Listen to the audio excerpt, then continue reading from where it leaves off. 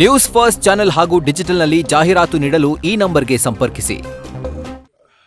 ಎಲ್ಲರಿಗೂ ನಮಸ್ಕಾರ. ಇವತ್ತು ಧರ್ಮಸ್ಥಳಕ್ಕೆ ಬಂದಿದ್ದು ಕಾರಣ ಈ ವಿಟ್ನೆಸ್ ಪ್ರೊಟೆಕ್ಷನ್ ಪ್ರೋಗ್ರಾಮ್ ಇದೆಯಲ್ಲ, ಅಂದ್ರೆ ವಿಟ್ನೆಸ್ ಪ್ರೊಟೆಕ್ಷನ್ ಕೊಟ್ಟಿರ್ತಕ್ಕಂಥ ಚೆನ್ನೈಯನ್ನ ಆ ವಿಟ್ನೆಸ್ ಪ್ರೊಟೆಕ್ಷನ್ ಪ್ರೋಗ್ರಾಮ್ ಅನ್ನ ಮಿಸ್ಯೂಸ್ ಆಗಿರುವ ದಾಖಲೆಯನ್ನ ಇವತ್ತು ನಾನು SITಗೆ ಕೊಟ್ಟಿದ್ದೇನೆ.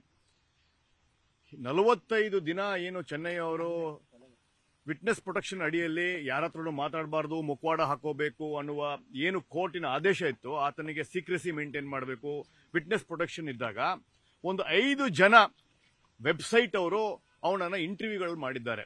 ಅಂದರೆ ಇಲ್ಲಿಂದ ಬುರ್ಡೆ ಎಲ್ಲರಿಗೂ ಯಾರು ಕಾಣಿಸಬಾರ್ದು, ಯಾರು ನೋಡಬಾರ್ದು ಅಂತ ಹೇಳಿ ಕರ್ಕೊಂಡು ಹೋಗಿ ಮಹೇಶ್ ತಿಮ್ರೋಡಿ ಮನೆಯಲ್ಲಿ ಈ ವಿಟ್ನೆಸ್ ಪ್ರೊಟೆಕ್ಟ್ ಆಗಿರ್ತಕ್ಕಂಥ ಒಂದು ಕ್ರೂಷಿಯಲ್ ಎವಿಡೆನ್ಸ್ ಅನ್ನ ಅನೇಕ ಜನ ಅದನ್ನ ಮಿಸ್ಯೂಸ್ ಮಾಡಿದ್ದಾರೆ. ಎಸ್ಪೆಷಲಿ ಕೂಡ್ಲಾ ರ್ಯಾಂಪೇಜ್ ಅನ್ನೋ ಪೇಜು, ಅದಾದ ನಂತರ ಕನ್ನಡ ಒಂದು ಪೇಜು, ಡಿಟಾಕ್ಸ್ ಅಂತ ಇನ್ನೊಂದು ಪೇಜು, ಮೊಹಮ್ಮದ್ ಸಮೀರ್ದೊಂದು ಪೇಜು, ಹೀಗೆ ಅನೇಕರು ಕೋರ್ಟಿನ ಲೇವಡಿ ಮಾಡಿದ್ದಾರೆ. ನಮ್ಮ ಇಂಡಿಯನ್ ಜುಡಿಷಿಯರಿಯನ್ನ ಜೋಕ್ ಆಗಿ ಮಾಡಿದ್ದಾರೆ. ವಿಟ್ನೆಸ್ ಪ್ರೊಟೆಕ್ಷನ್ ಪ್ರೋಗ್ರಾಮ್ ಅಲ್ಲಿ ಯಾರ ಹತ್ರ ಮಾತಾಡಬಾರ್ದು ಅಂತ ಒಂದು ಕಾರ್ಯಕ್ರಮ ಇದೆ, ಆದ್ರೆ ಅದನ್ನ ಇಂಟರ್ವ್ಯೂಗಳನ್ನು ತಗೊಂಡಿದ್ದಾರೆ. ಅವ್ರೇನ್ ಹೇಳೋದು ಅಂದ್ರೆ ನಾವು ಇಂಟರ್ವ್ಯೂಗಿನ ಮುಂಚೆ ತಗೊಂಡಿದೀವಿ ಅಂತ ಹೇಳಿ ಒಂದು ಹೊಸ ಕತೆ ಕಟ್ತಾ ಇದ್ದಾರೆ. ಅಥವಾ ಅವನು ಕಂಪ್ಲೇಂಟ್ ಕೊಡೋಕೆ ಮುಂಚೆ ನಾನು ಕಂಪ್ಲೇಂಟ್ ವಿಟ್ನೆಸ್ ಅನ್ನ ಮಾತಾಡ್ಸಿದೀನಿ ಅಂತಾರೆ. ಆದರೆ ಅದು ವಿಷಯ ಅಲ್ಲ. ನೀವು ಕಂಪ್ಲೇಂಟ್ಗಿನ ಮುಂಚೆನೆ ಅವನು ಮಾತಾಡ್ಸಿದ್ರೆ ನೀವು ಷಡ್ಯಂತ್ರದ ಭಾಗಿಯಾಗಿರ್ತೀರಾ. ಕಂಪ್ಲೇಂಟ್ಗಿನ ಮುಂಚೆನೆ ಚೆನ್ನೈನ ವಿಡಿಯೋ ತಗೊಂಡಿದ್ರೆ ನೀವು ಅದಕ್ಕೆ ಈ ಎಂಟೈರ್ ಏನ್ ನಡೀತಾ ಇದೆಯಲ್ಲ ಅದಕ್ಕೆ ನೀವು ಭಾಗಿಯಾಗಿ ಷಡ್ಯಂತ್ರದಲ್ಲಿ ನಿಮ್ಮ ಪಾಲು ಇದೆ. ಯಾವ 5 ಯೂಟ್ಯೂಬ್ಗಳು ಅವನನ್ನ ಡಿಟಾಕ್ಸ್ ಆಗಿರ್ಬೋದು, ರ್ಯಾಂಪೇಜ್ ಆಗಿರ್ಬೋದು, ಮೊಹಮ್ಮದ್ ಸಮೀರ್ ಆಗಿರ್ಬೋದು, ಕರ್ನಾಟಕ ಪೇಜ್ ಆಗಿರ್ಬೋದು, ಅನೇಕ ವೆಬ್ಸೈಟ್ 5 ವೆಬ್ಸೈಟ್ ಹೆಸರುಗಳನ್ನ ಲಿಂಕ್ ಸಮೇತ ಚೆನ್ನಯ್ಯ ಮಾಡಿರ್ತಕ್ಕಂಥ ವಿಡಿಯೋಗಳು, ಇದು ಅರೆಸ್ಟ್ಗಿನ ಮುಂಚೆನಾ, ವಿಟ್ನೆಸ್ ಪ್ರೊಟೆಕ್ಷನ್ ಪೀರಿಯಡ್ ಅಲ್ಲ, ಅದಾದ ನಂತರವ, ಈ ಎಲ್ಲವನ್ನು ತನಿಖೆ ಆಗಬೇಕು ಅಂತ ಹೇಳಿ ಇವತ್ತು ನಾನು ಇನ್ವೆಸ್ಟಿಗೇಷನ್ ಆಫೀಸರ್ ಆದ ಸೈಮನ್ ಅವರಿಗೆ ಒಂದು ಪತ್ರವನ್ನು ಬರೆದು ಆ ಪತ್ರದ ಮುಖೇನ ಅವರನ್ನು ಸ್ವೀಕೃತಿ ಮಾಡಿದ್ದಾರೆ. ತಗೊಳಲ್ಲ ಅಂತ ಹೇಳ್ತಾ ಇದ್ರು, ಬಟ್ ಇದನ್ನ ನಾನು ಯಾಕೆ ತಗೋಬೇಕು, ಅವರಿಗೆ ಹೇಗೆ ಫಿಲ್ಮ್ಗೆ ಒಂದು ಸೆನ್ಸಾರ್ ಬೋರ್ಡ್ ಇದೆ, ಹೇಗೆ ಸ್ಯಾಟಲೈಟ್ ನ್ಯೂಸ್ಗೆ ಇನ್ಫಾರ್ಮೇಶನ್ ಬ್ರಾಡ್ಕಾಸ್ಟಿಂಗ್ ಮಿನಿಸ್ಟ್ರಿಯಲ್ಲಿ ಒಂದು ಕಡಿವಾಣ ಇದೆ, ಒಂದು ಅಥಾರಿಟಿ ಇದೆ, ಹೇಗೆ ನ್ಯೂಸ್ ಪೇಪರ್ಗೆ ಒಂದು ರೆಗ್ಯುಲೇಟರಿ ಅಥಾರಿಟಿ ಇದೆ, ಈ ಡಿಜಿಟಲ್ ಮೀಡಿಯಾಗೆ ಯಾವ ಅಥಾರಿಟಿ ಇದೆ ಅನ್ನುವ ಪ್ರಶ್ನೆಯನ್ನ ನಾನು ಅನೇಕ ಸುಪ್ರೀಂ ಕೋರ್ಟಿನ ಕೇಸ್ಗಳನ್ನ ಇವತ್ತು ದಾಖಲೆಯಾಗಿ ಕೊಟ್ಟಿದ್ದೇನೆ.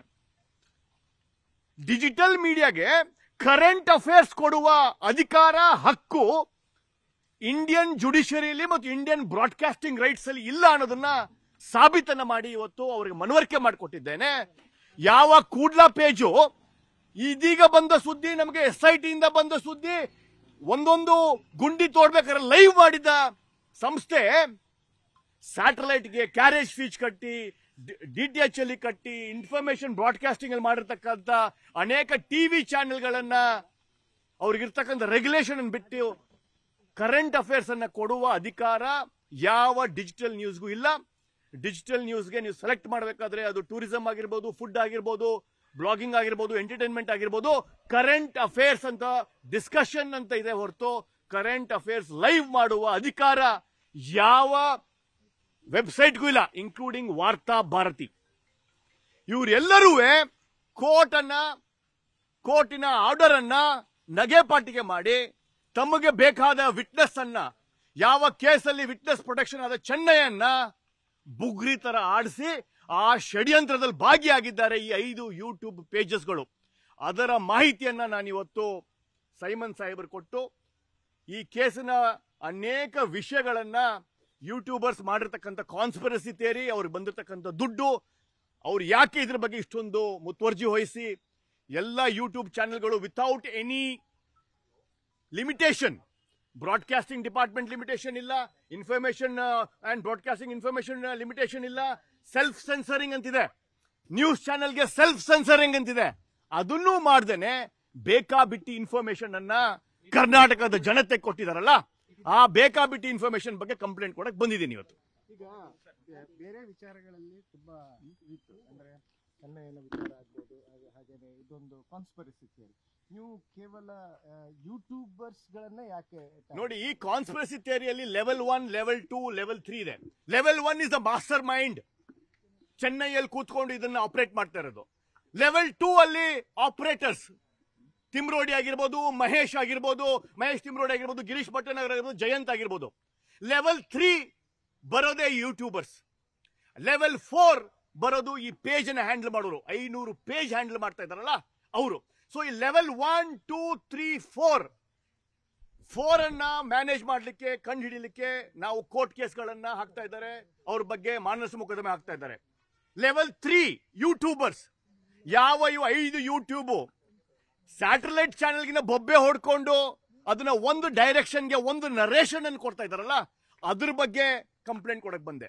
ಈ ಯಾವ ಚಾನೆಲ್ಗಳು ಯಾವುದೇ ಬ್ರಾಡ್ಕಾಸ್ಟಿಂಗ್ ರೈಟ್ಸ್ ಇಲ್ದೇನೆ, ಯಾವುದೇ ಒಂದು ಇನ್ಫಾರ್ಮೇಶನ್ ಡಿಪಾರ್ಟ್ಮೆಂಟಿನ ಮಾನ್ಯತೆ ಪಡೆದೇನೆ, ಸೆಲ್ಫ್ ರೆಗ್ಯುಲೇಟರಿ ಇಲ್ದೇನೆ ನಾನೇ ಒಂದು ನ್ಯೂಸ್ ಚಾನೆಲ್ ಅಂತ ಹೇಳಿ ಏನು ಬೊಬ್ಬೆ ಹೊಡ್ಕೊಂತ ಇದಾರಲ್ಲ, ಅದಲ್ದೇನೆ ಅವ್ರು ಮಾಡಿರ್ತಕ್ಕಂಥ ಅನ್ಯಾಯ, ಕ್ರೈಮ್ ಇದೆಯಲ್ಲ, ಚೆನ್ನೈಯನ್ನ ಇಂಟರ್ವ್ಯೂ ಮಾಡಿರೋದು, ಅದು ಮುಂಚೆ ಮಾಡಿದಾರೋ ಆಮೇಲೆ ಮಾಡಿದಾರೋ ಎರಡೂ ಕ್ರೈಮೇ. ಚೆನ್ನಯ್ಯ ಕಂಪ್ಲೇಂಟ್ ಕೊಡೋಕ್ಕೂ ಮುಂಚೆ ಮಾಡಿದ್ರೆ ಅದು ಒಂದು ಕ್ರೈಮೇ. ಚೆನ್ನಯ್ಯ ವಿಟ್ನೆಸ್ ಅಲ್ಲಿ ಇರ್ಬೇಕಾದ್ರೆ ಇಂಟರ್ವ್ಯೂ ಮಾಡಿದ್ರೆ ಅದು ಕ್ರೈಮೇ. ಚೆನ್ನಯ್ಯ ವಿಟ್ನೆಸ್ ಇದಾದ್ಮೇಲೆ ಮಹಾಜರಾಗಿರ್ತಕ್ಕಂಥ ಏನು ಅಕ್ಯೂಸ್ ಆಗಿದ್ದಾರೆ ಅವಾಗ ಇಂಟರ್ವ್ಯೂ ಮಾಡಿದ್ರೆ ಅದು ಕ್ರೈಮೇ. ಸೊ ಈ ಫ್ಯೂಚರ್ ಪಾಸ್ಟ್ ಅಲ್ಲಿ ಅವರು ಯಾವುದೇ ಇಂಟರ್ವ್ಯೂ ಮಾಡಿದ್ರು ಅದು crime. They are part of the conspiratory. ಆ ಕಾನ್ಸ್ಪಿರಸಿಗಳು ಭಾಗಿಯಾಗಿದ್ದಾರೆ. ಅವರನ್ನು ಚಾರ್ಜ್ ಶೀಟ್ ಅಲ್ಲಿ ಮಾಡಿ, ಆ ಚಾರ್ಜ್ ಶೀಟ್ ಅಲ್ಲಿ ಅವರನ್ನು ಅಕ್ಯೂಸ್ ಮಾಡಿ ಅಂತ ಹೇಳುವ ಕಂಪ್ಲೇಂಟು, ವಿಸ್ತೃತವಾದ ಕಂಪ್ಲೇಂಟ್ ಅನ್ನ ನಾನು ಇವತ್ತು ತನಿಖಾಧಿಕಾರಿ ಸೈಮನ್ ಅವರಿಗೆ ಮನವರಿಕೆ ಮಾಡಿಕೊಟ್ಟಿದ್ದೇನೆ.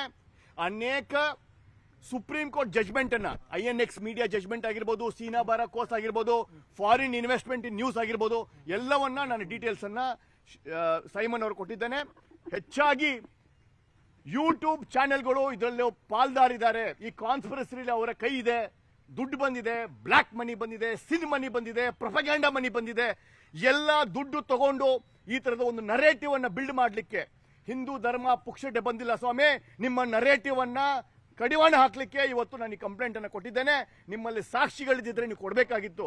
ಕೇವಲ ಪ್ರೊಪಗ್ಯಾಂಡಾ ಮೆಕ್ಯಾನಿಸಮ್ಗೆ ನೀವು ಇಂಟರ್ವ್ಯೂಗಳು ಮಾಡಿಕೊಂಡು ನಿಮ್ಮ ಮಾಸ್ಟರ್ಸ್ ಚೆನ್ನೈಯಲ್ಲಿ ಕೂತ್ಕೊಂಡಿರೋರಿಗೆ ಖುಷಿ ಪಡಿಸ್ಲಿಕ್ಕೆ, ನಿಮ್ಮ ತಿಮ್ರೋಡಿಯನ್ನು ಖುಷಿ ಪಡಿಸ್ಲಿಕ್ಕೆ, ನಿಮ್ಮ ಗಿರೀಶ್ ಭಟ್ಟನವರನ್ನು ಖುಷಿ ಪಡಿಸ್ಲಿಕ್ಕೆ ಆ ಯೂಟ್ಯೂಬ್ ಚಾನೆಲ್ಗಳನ್ನು ಮಿಸ್ಯೂಸ್ ಮಾಡಿದ್ದಾರೆ ಅಂತ ಹೇಳಿ ಅವರನ್ನು ಅಕ್ಯೂಸ್ ಮಾಡಬೇಕು ಅಂತ ಹೇಳಿ ನನ್ನ ಕಂಪ್ಲೇಂಟ್ ಸಾರಾಂಶ ಇದೆ. ಚೆನ್ನೈಯಲ್ಲಿ ಯಾರು ಸರ್ ಮಾಸ್ಟರ್? ಎಲ್ಲ ಗೊತ್ತಿದೆ. ಇನ್ನು ಮುಂದಿನ ದಿನಗಳಲ್ಲಿ ಚೆನ್ನೈನ ಮಾಸ್ಟರ್ ಮೈಂಡ್ ಯಾರು, ಅಮೆರಿಕದಲ್ಲಿ ಕೂತಿರ್ತಕ್ಕಂಥ ಮಾಸ್ಟರ್ ಮೈಂಡ್ ಯಾರು, ಫಂಡಿಂಗ್ ಮಾಸ್ಟರ್ ಮೈಂಡ್ ಯಾರು, ಎಲ್ಲವೂ ED ತನಿಖೆ, NIA ತನಿಖೆ, ಆದರೆ CBI ತನಿಖೆಯಲ್ಲೂ ಬಂದೇ ಬರುತ್ತೆ. ಮನಿ ಟ್ರೇಲ್, ಡಿಜಿಟಲ್ ಟ್ರೇಲ್ ಇವರನ್ನ ಬಂದಿ ಮಾಡುತ್ತೆ. ನಾವು ಶಿಕ್ಷೆ ಕೊಡೋಕ್ಕೂ ಮುಂಚೆ, ಅನ್ನಪ್ಪ ಶಿಕ್ಷೆ ಕೊಡೋಕ್ಕೂ ಮುಂಚೆ, ಮಂಜುನಾಥ ಸ್ವಾಮಿ ಶಿಕ್ಷೆ ಕೊಡೋಕ್ಕೂ ಮುಂಚೆ ED ಅವರಿಗೆ ಶಿಕ್ಷೆ ಕೊಡುತ್ತೆ ಅಂತ ನನಗೆ ತುಂಬಾ ನಂಬಿಕೆ ಇದೆ. ಖಂಡಿತವಾಗಿಯೂ ಯಾರ್ಯಾರು ಯೂಟ್ಯೂಬರ್ಸ್ ದುಡ್ಡು ತಗೊಂಡು ಈ ಪೇಜ್ಗಳನ್ನು ನಡೆಸಿರ್ತಕ್ಕಂಥ ಪೇಜಸ್ಗಳಿಗೆಲ್ಲ ಒಂದು ದೊಡ್ಡ ಅನಾಹುತ ಕಾಯ್ತಾ ಇದೆ. ಅದರ ಕಂಪ್ಲೇಂಟ್ ಅನ್ನು ಇವತ್ತು ಕೊಟ್ಟಿದ್ದೇನೆ. ನ್ಯೂಸ್ ಫಸ್ಟ್, ನಿರ್ಭೀತಿಯಿಂದ ನಿಮ್ಮ ಪರವಾಗಿ.